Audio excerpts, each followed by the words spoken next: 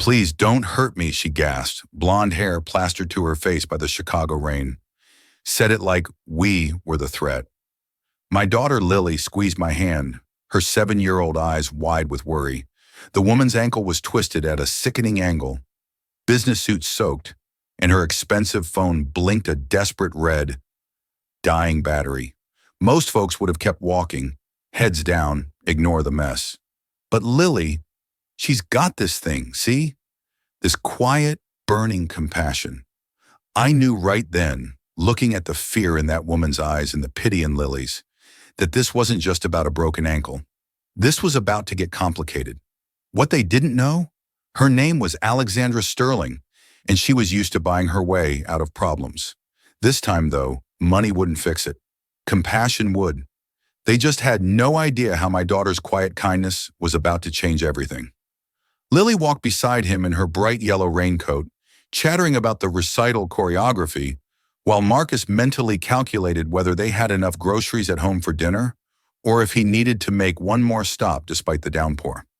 As they turned into a narrow alley that would cut their walk home by several minutes, Marcus noticed a figure sitting against the brick wall ahead. His protective instincts immediately went on alert, and he instinctively pulled Lily closer as they approached. Marcus realized the figure was a woman in a rain-soaked light blue business suit, sitting on the wet pavement with her legs at an awkward angle. Her blonde hair was plastered to her face, and she was holding her phone with trembling hands, clearly in distress. "Daddy, that lady looks hurt," Lily whispered, her child's compassion overriding any fear. Marcus's first thought was to keep walking, to protect his daughter from whatever situation this might be. But as they drew closer, he could see the woman was genuinely injured, not intoxicated or dangerous.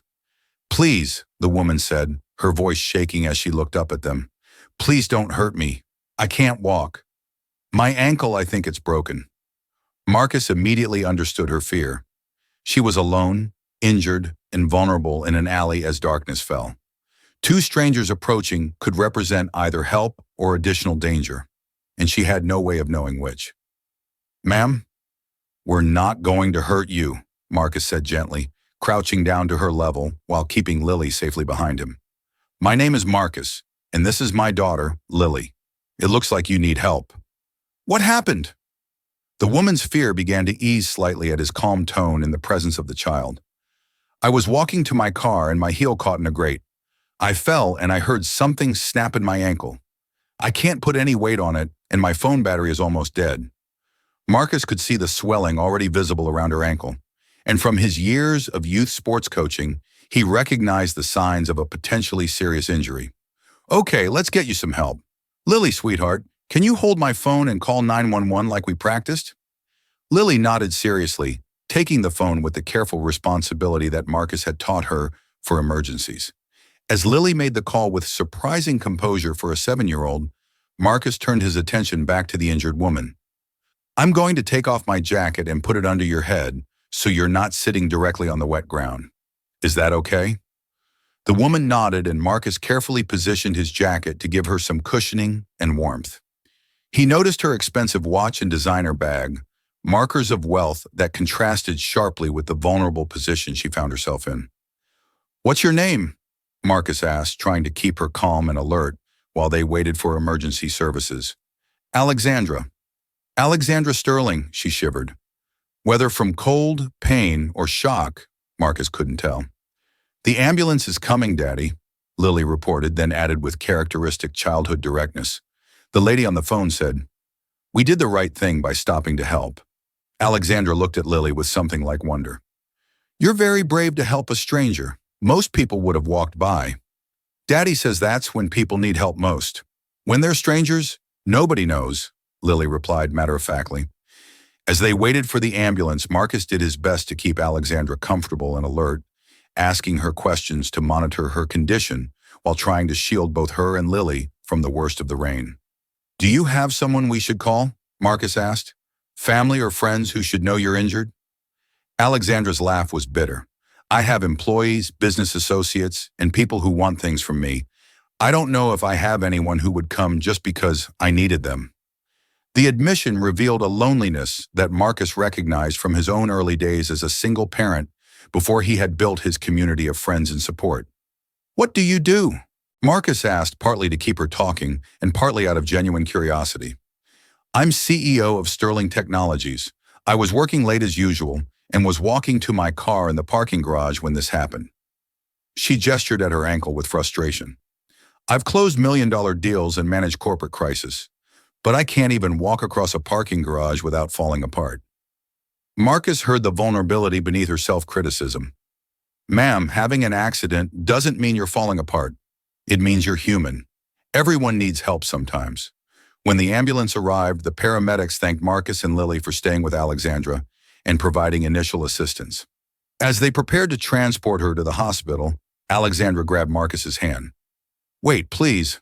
I don't even know your last name, but you stayed with me when you could have just kept walking. Can I please get your contact information? I'd like to thank you properly when I'm not sitting in an alley." Marcus hesitated, uncomfortable with the idea of being rewarded for basic human decency, but something in Alexandra's expression made him relent. He gave her his number, never expecting to hear from her again. 3 days later, Marcus received a call from an unknown number. It was Alexandra calling from her hospital room. "Marcus, I wanted to let you know that my ankle was indeed broken, but it's going to heal fine. More importantly, I wanted to thank you and Lily for stopping. I've been thinking a lot about what happened." "I'm glad you're going to be okay," Marcus said. "Anyone would have done the same thing." "But they didn't," Alexandra replied. "Security footage from the parking garage showed that 7 people walked past me before you stopped. 7 people saw a woman sitting injured in an alley and kept walking because it was inconvenient or potentially complicated to get involved." She paused. Marcus sitting in that alley unable to walk. "I realized something. I've spent 15 years building a company and accumulating success, but I've never built the kind of life where anyone would stop for me the way you did. I don't have a community, I don't have real friends, and I certainly don't have the kind of relationship with my daughter that you clearly have with Lily." "You have a daughter?" Marcus asked Sophia. "She's 8. She lives primarily with her father, my ex-husband, because I work 80-hour weeks and don't have time to be a real parent." Alexandra's voice broke. Sitting there injured and afraid, I kept thinking that if something happened to me, Sophia would hear about it from a lawyer or assistant, not from her mother. That's not the legacy I want to leave. Over the following months, an unlikely friendship developed between Marcus and Alexandra. She had been serious about wanting to change her priorities, and she began by asking Marcus for advice about being a more present parent. Marcus, who struggled financially but was rich in relationships and parenting skills, found himself mentoring a CEO about work-life balance, quality time with children, and building genuine community connections.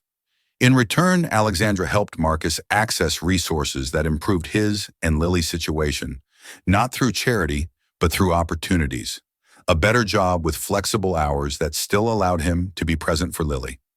Connections to programs that supported single parents, and eventually a position managing community outreach for Sterling Technologies' Family Wellness Initiative. More importantly, Alexandra began rebuilding her relationship with Sophia, using Marcus's example to understand that being present mattered more than being perfect or powerful. She reduced her work hours, attended school events, and learned that genuine connection required vulnerability and time, not executive decisions and efficiency. 2 years after that rainy evening in the alley, Marcus and Lily attended a community event hosted by Sterling Technologies. Alexandra stood on stage with Sophia beside her, announcing expanded family support programs for all employees. This initiative was inspired by someone who taught me that the most important measure of success isn't profit margins or market share, but whether we show up for each other when it matters. Alexandra said, 2 years ago, I was literally unable to walk, sitting alone in an alley, and a single father with his young daughter stopped to help when they had nothing to gain by doing so. They reminded me that being human means helping others, even when it's inconvenient. She looked directly at Marcus in the audience. Thank you for showing me that true strength is measured by compassion and that real wealth is counted in relationships and community, not bank accounts. The injured CEO who had begged for help had learned that vulnerability wasn't weakness and that sometimes our lowest moments show us what really matters. And the single father who had simply stopped to help Someone in need had demonstrated that the most transformative thing we can teach our children is that kindness matters more than convenience. Thank you for listening to this story about showing compassion to those in crisis and how helping others can create unexpected positive changes for everyone involved. If this tale reminded you that we're all vulnerable sometimes and that stopping to help matters, please like this video, share it with someone who believes in community and compassion, and subscribe for more stories celebrating everyday kindness. We'd love to hear in the comments about times when helping someone in crisis changed your perspective, or when a stranger's kindness helped you in a difficult moment. Remember, the most important thing we can teach the next generation is that we help people because it's right, not because we expect something in return.